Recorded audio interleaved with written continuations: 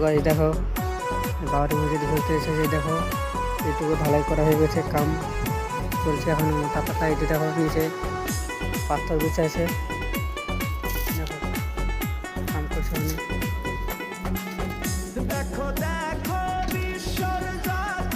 এই দেখো সব মাটি সব এদিকে কেটে কেটে এদিকে রেখে দিয়েছে, পাথর এখানে পড়ে আছে, বালু কাম চলতে আসে।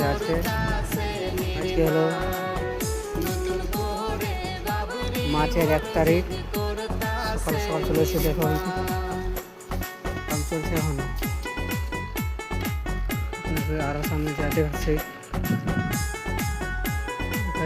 আগা দিকে এটা মিনার এই জায়গাটা মিনার পড়ছে,